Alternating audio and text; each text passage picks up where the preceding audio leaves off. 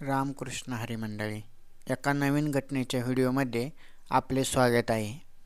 ही घटना आहे महाराष्ट्रातीलच एका अशा भागातील की भाग महत्त्वाचा नाही, शेवटी समाज महत्त्वाचा आहे. समाजाला घाबरून माणूस कोणत्या थराला जातो आणि शेवटी माणूस त्यात एकांतेपणाचा स्वतःचा विचारही करत नाही, किंवा जे आपले पूर्वीपासून जे संबंध चालू होते किंवा जे अनैतिक संबंध होते, पती पत्नीचे संबंध होते, याचाही माणूस विचार करत नाही. ही गोष्ट आहे एका रामदास नावाच्या माणसाची. त्याचं वय होतं 50. 4 वर्षापूर्वी रामदासच्या पत्नीचे कर्करोगाने निधन झाले होते. 4 वर्षापासून रामदास एकटाच राहिला होता. शेवटी वय वाढलं तरी शारीरिक गरजा काही कमी झालेल्या नव्हत्या. एकटा राहून राहून त्याला खूप अस्वस्थ वाटत होतं. त्याला असं वाटायचं की कोणतरी आपल्याला सोबत पाहिजे. त्या दोघांना, नवरा बायकोंना, एकही अपत्य नव्हतं. ना मुलगा होता ना मुलगी होती. त्यामुळे रामदास आपल्या घरामध्ये एकटाच राहायचा आणि शेती करायचा. त्याला 4-5 एकर शेतीही होती. पण तो अशा एका महिलेच्या शोधात होता. त्याने 4 वर्ष कसं तरी काढलं, पण त्याच्यानंतर त्याची शारीरिक गरजा काय थांबायचं नाव घेईना. त्याच्यामुळे तो एका महिलेच्या शोधात होता. अशीच महिला की जिची ती आपली शारीरिक गरज भागवू शकेल आणि तिलाही कोणी नसेल मागे पुढे. त्याने 1-2 ठिकाणी तसा डावही टाकायचा प्रयत्न केला, पण त्याला काय अशी महिला सापडत नव्हती. शेवटी एकही दिवशी शेजारच्या गावातील बाजाराला आलेली एक जिचं नाव सविता, तिचं वय होतं 43 वर्ष आणि ती सुद्धा विधवाच होती. ती बऱ्याच दिवसापासून एकटी राहत होती. 10 वर्षापूर्वी तिच्या पतीचं निधन झालं होतं. ती रामदासला भेटली. त्यांची अशीच तोंड ओळख झाली आणि हळूहळू एकमेकांचा मोबाईल नंबर घेतला त्यांनी. आता त्या मोबाईल नंबर घेतल्यानंतर थोडं काय सुरुवातीला बोलणं झालं. कधी कधी रामदास तिच्या घरी जाऊ लागला, ती पण रामदासच्या घरी येऊ लागली. ती पण एकटीच होती, ना तिला मुलं बाळं होती ना कोणी होतं. असंच मग तिला वाटायचं की आपल्याला रामदास भेटलाय त्याची. आणि ह्या महिलेची सदन परिस्थितीसुद्धा खूप चांगली होती. म्हणजे तिच्याही घरी चांगलं घरदार होतं, फक्त तिला मूल बाळ आणि नवरा नव्हता. सासू सासरेही नव्हते. ती आपली एकटी शेतात काम करायची आणि एकटी राहायची. त्याच्यामुळे तिला पण रामदास सारख्या माणसाची गरज होती. आणि हळूहळू त्यांच्यातले हे संबंध पुढे गेले. काही दिवशी ती रामदासला भेटायला येऊ लागली त्याच्या घरी. रामदासचं घर गावात होतं. शेजारी आसपास लोक होती. हळूहळू लोकांची चर्चा चालू झाली. समाजामध्ये चालू झालं की रामदासने बाई ठेवली म्हणून. आता ती बाई पण तशीच होती, पण रामदासला त्याची गरज होती. पण 1 वर्ष झाले जवळजवळ त्यांच्यामध्ये काहीच होत नव्हतं. म्हणजे दोघं पण लाजाळू होते आणि दोघंही एका चांगल्या समाजाचे होते. त्याच्यामुळे त्यांना बाकीच्या समाजाला जरी वाटलं की त्यांच्यामध्ये शारीरिक संबंध आहेत किंवा त्यांचं प्रेम प्रकरण आहे, तरी त्यांच्यात सध्या फक्त मैत्री होती आणि तात्पुरती ओळख होती. पण एके दिवशी असंच ती महिला, ती पण शेजारच्या गावावरून रामदासला भेटायला येताना नेमकी संध्याकाळच्या टायमिंगला यायची आणि काहीतरी कारण सांगून किंवा आता गाडी भेटणार नाही, प्रवासाचा अंधार पडलाय असं सांगून रामदासच्या घरी मुक्कामी थांबायची. स्वयंपाक तीच करायची आणि असंच 5-6 वेळा ती रामदासच्या घरी येऊन मुक्कामी राहायला लागली. आणि एके दिवशी असंच त्यांच्यात ते झोपलेले असताना रामदासला काही झोप येत नव्हती. त्याची शारीरिक गरज काय त्याला झोपून देत नव्हती. आणि शेजारीच तिथे ती महिला सविता झोपली होती. सविताला सुद्धा शारीरिक सुखाची खूप गरज होती. तिला वाटायचं की रामदास कधी तिला जवळ करीन आणि आपल्याला शारीरिक सुख मिळेल, ही तिची वाटच पाहत होती. पण रामदास काय तिला सहजासहजी लवकर हे करीना. शेवटी त्या रात्री त्यांच्यातला प्रेम जुळून आलं आणि रामदासला न राहून रामदासने तिच्या अंगावर हात टाकला. तिने जरासाही प्रतिकार केला नाही. ती महिला काहीही, रात्रीचे 2 वाजले होते, ती महिला काहीही प्रतिकार देत नाही. म्हणून रामदासने पुढली स्टेप करायला सुरुवात केली. आणि त्या रात्री त्यांच्यात प्रेम संबंध, शारीरिक संबंध झाले. त्या रात्री त्यांनी पुरेपूर एकमेकांच्या शरीराचा उपभोग घेतला. दोघेही उपाशी होते. दोघांनाही शारीरिक सुखाची गरज होती. बऱ्याच दिवस झाले रामदासची सुद्धा बायको मेली होती. त्याला सुद्धा शारीरिक सुखाची गरज होती आणि इकडे सविताला सुद्धा खूप मोठी शारीरिक सुखाची गरज होती. त्या रात्री त्या दोघांचीच शारीरिक सुखाची गरज तात्पुरती भागली होती. सकाळी उठल्यानंतर रामदासला आपण रात्री काय केलं याचा पश्चाताप होऊ लागला.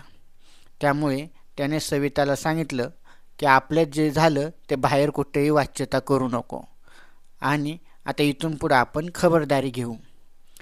पण आता रामदासला वाटत होतं की आता झालं ते झालं, पण आता इथून पुढे आपण तिथं सविताबरोबर असं नाही करायला पाहिजे. पण सविताला तेच पाहिजे होतं. त्यामुळे ते काही करून असंच परत सारखे 2 दिवसांनी 3 दिवसांनी रामदासच्या घरी मुक्कामी येऊ लागली. आता एकदा शारीरिक संबंध प्रस्थापित झाल्यानंतर, एकदा वाघाच्या तोंडाला रक्त लागल्यानंतर कोणताच वाहक शांत बसत नाही. तशी ही गोष्ट.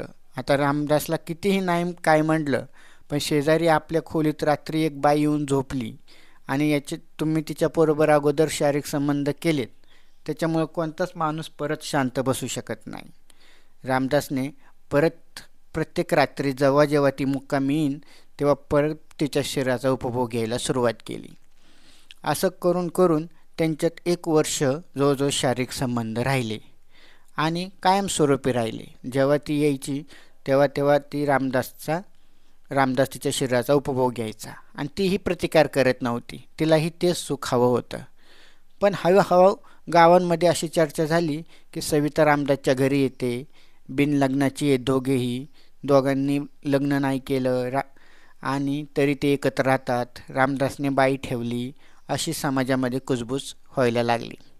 त्याची रामदासला भीती वाटत होती. मग एके दिवशी अशीच सविता रामदासच्या घरी मुक्कामी आली आणि त्या रात्री त्यांच्या शारीरिक संबंध झाले. आता बरेच दिवस झाले होते त्यांच्यात अनैतिक शारीरिक संबंध होते. आता सविताला वाटायचं की रामदासही त्याला बायको नाही आणि मला पण पती नाही, तर आपण लग्न केलं तर काय बिघडलं.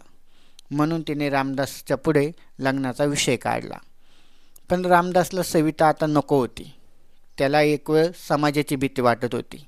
आता आपण वयाच्या 50शी क्रॉस केलेली आहे आणि सवितासुद्धा आता जवळजवळ 40-45ची आहे. ह्या वयात लग्न करणं योग्य वाटायचं नाही.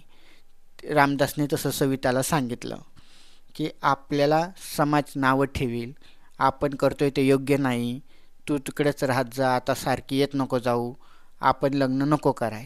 तेव्हा सविता त्याला म्हणाली की जेव्हा तुम्ही अंथरुणावर असता किंवा रात्रीचा माझ्याबरोबर संभोग करता तेव्हा तुमच्यातला तरुणपणा जागा होतो आणि जेव्हा लग्नाचा विषय होतो तेव्हा तुम्ही स्वतःला म्हातारे समजता. असं का? मग असं करून करून सविता सारखीच रामदास पुढे लग्नाचा विषय काढू लागली. आता रामदासला सविताचा राग येऊ लागला होता. त्याला समाजाची भीती वाटत होती. एक दिवशी त्याने सविताला असंच सविता त्याच्या घरी मुक्कामी आली असताना तिला शेतात चल आपण फेरफटका मारून येऊ म्हणून शेतात नेले आणि एक तो महिना होता कपाशीचा, म्हणजे त्यावेळी कपाशी जवळजवळ काढायचा सीझन असतो. कपाशी वाढली होती की आतमध्ये जरी सहजासहजी कोणी गेलं तर बाहेरच्यांना कोणाला काही दिसत नव्हतं. मग रामदासने सविताला कपाशीच्या शेतात मध्यभागी नेलं आणि तिथे नेऊन तिला सांगितलं की साडी काढ म्हणून. आता सविताच्या मनात परत शारीरिक भावना जागी झाली होती. तिला वाटायचं की रामदासला 4 भिंतीत शारीरिक संबंध ठेवून ठेवून कंटाळा आला असेल, म्हणून तो इथे घेऊन आलाय माझ्याबरोबर शारीरिक संबंध करायला. तिने क्षणाचाही विलंब न करता लगेच अंगावरची साडी काढली आणि ते रामदासने तिला खाली झोपायला सांगितले. ती तशी खाली झोपली. रामदास तिच्या अंगावर पडला. आता तिला वाटलं की रामदास शारीरिक संबंध सुरू करेल, पण रामदासच्या मनात दुसरा वेगळाच विचार होता. त्याने त्या साडीने तिचा गळा आवळायला सुरुवात केली. सविताने थोडा प्रतिकार केला, पण त्याच्यापुढे तिचं काहीच चाललं नाही आणि तिचा श्वास थांबला. रामदासने तसाच तिचा मृतदेह तिथं सोडून पळ काढला. त्याच्यानंतर 4 दिवसांनी तिथे काही महिला ही कपाशी गोळा करण्यासाठी गेल्या होत्या. त्यांना काहीतरी घाण वास येतोय म्हणून ती दुर्गंधी येते म्हणून ती त्या दुर्गंधीच्या दिशेने गेल्या. तर त्यांना तिथे एक सडलेला मृतदेह महिलेचा दिसला. त्यांनी पोलिसांना याची बातमी दिली. पोलिसांनी आले आणि पंचनामा करून मृतदेह हा पोस्टमॉर्टमसाठी पाठवला. आता ह्या केसचा जास्त उलगडा करायला पोलिसांना जास्त वेळ लागला नाही, कारण ती महिला कोण होती आणि तिचे कोणाबरोबर शारीरिक संबंध होते तिला मागं पुढं कोणीच नव्हतं. त्याच्यामुळे सहजासहजी लगेच जिथं ज्याच्याकडे चौकशी केली त्यांनी रामदासचं नाव सांगितलं. रामदासला अटक करण्यात आली आणि रामदासने ही गुन्हा कबूल केला. ही सारखी माझ्यापुढे लग्नाचा विषय काढायची आणि मी काय तिच्याबरोबर लग्न करू शकत नव्हतो म्हणून मी तिला संपवलं, असा हा विषय झाला. तर सांगायचं ह्या गोष्टीतून असं की रामदासलाही लग्न करू वाटत होतं तिच्याबरोबर, पण फक्त समाज काय म्हणीन. आता शेवटी दोघांचं एकांत पण होतं. कोणत्याही वयात दोघांना एकमेकाच्या आधाराची गरज होती. काहीच प्रॉब्लेम नव्हता एकमेकांनी लग्न करण्यासाठी. पण बाहेरचा समाज काय म्हणीन, आपण ह्या वयामध्ये लग्न केलं तर लोक नावं ठेवतील, या भीतीने रामदासने तिच्याबरोबर लग्न करायला नकार दिला आणि त्याचं रूपांतर हे एकमेकांच्या खुनात झालं आणि रामदास अशा प्रकारे आता जेलमध्ये गेला. तरी घटना आवडल्यास चॅनलला सबस्क्राईब करायला विसरू नका. रामकृष्ण हरी.